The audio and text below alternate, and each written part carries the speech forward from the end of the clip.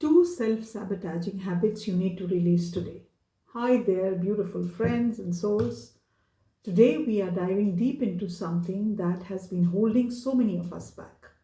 Those sneaky self-sabotaging habits that keep us stuck, small and silent. I'm here to tell you that you deserve so much more than these toxic patterns. Hello there, I'm Dr. Nalini Taneja. I'm a counselor, a mentor, a content creator, and I try to create content which is going to benefit you in some or the other part of your life. And I do it with the hope that it is going to make your life absolutely beautiful. So I want to start this video by sharing a story of a client, Rama, who suffered from permission paralysis. Before we really get into it, it's important for us to understand what was Rama going through.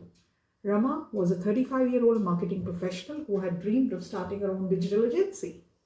And she had been thinking about it for years, but she was stuck in a cycle of endless preparation. She would take courses, she would attend workshops, she would buy business books, always preparing but never starting. When she first came to me for counseling, she had a drawer full of business plans and zero actual clients. She was waiting for some magical moment of perfect readiness. And her question to me always was, what if I fail? She would ask. What if I'm not good enough?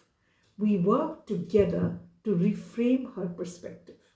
The breakthrough came when she realized that being ready is a myth. Action creates readiness, not the other way around. 6 months later, Rama launched her agency, landing her first 3 clients within weeks.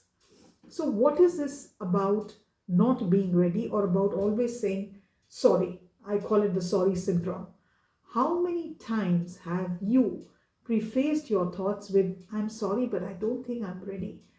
Or you shrunk yourself to make others feel more comfortable, or you don't believe in your own dreams. This isn't humility, it is self erasure. Think about it. When you constantly apologize for not being ready, when you constantly blame yourself for saying that, I don't think that I'm capable of that or I'm not going to be able to do it, you are constantly apologizing for your own existence. And what you are doing in that process is you are sending a message to the world and to yourself that you don't deserve to be heard. Your needs aren't important and your voice is not worthy of being listened to. But that's totally wrong. You as an individual matter. Your experiences matter. Your needs aren't inconvenient and your voice isn't a burden. This is something that you need to reframe in your head. The second story I want to share with you is of another client, Anirudh. Anirudh had this habit of constantly abandoning himself. He was a very talented graphic designer who constantly and consistently undervalued his work. In meetings, he would apologize before sharing his creative ideas. He would say, I'm sorry, but I was thinking. And that became his favorite phrase. During our coaching, we tracked how often he apologized in a week. And you know what was the result? 47 unnecessary apologies in just 5 working days. Each sorry was a small cut to his professional confidence. So then we sat down and we worked through our sessions on replacing that sorry with confident statements. Instead of saying, sorry, I think I have an idea, he learned to say, I have an innovative approach to solve this. This transformation in his professional relationships was remarkable. His clients started to see him as a confident expert and not as a hesitant creator. The habit that you need to develop is you have to understand no one is coming to give you permission to live your life. You are sitting there waiting for some magical external validation to start your business, leave that toxic relationship, take that dream trip, or change your career. Whose life are you living? Yours, or you expect others to tell you how to live your life? Every moment you are going to spend waiting is a moment stolen from your potential. Your life is not a group project that needs sanction from everyone else and an anonymous approval. The only permission slip you need is the one you write for yourself. My dear friends, in my experience of counseling and mentoring and coaching, healing. I work on boundaries. I work on communication strategies. I want to make you understand that it is your life. It's like that, you have to understand this, that nobody is coming to save you, and nobody alone is going to give you permission to lead your life.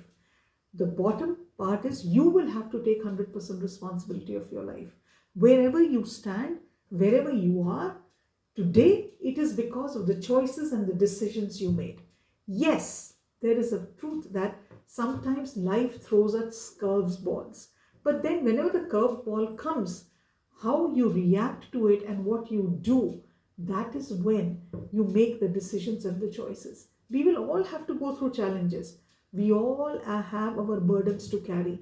But the question is, what is the choice that you are taking up when you have that kind of a situation?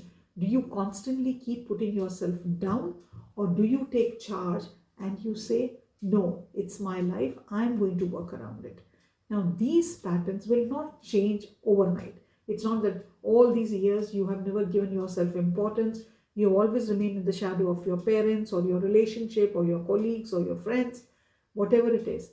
But you have to start working. You need to become self-aware, and that will become your superpower.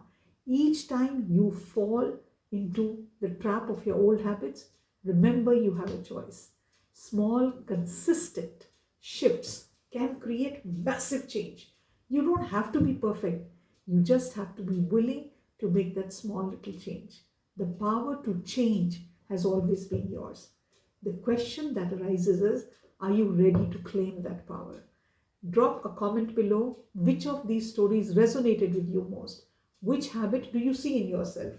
Let's support each other in breaking free from the shackles that stop us from from leading our best life. If this video resonated with you or touched your heart, please like, subscribe to this channel and share it with someone. Together, I hope we can together create a community of people who love themselves and want to live an authentic life. Until next time, remember, you are worthy, you are enough just as you are. You don't need a permission for anyone else to live your best life. Bye for now.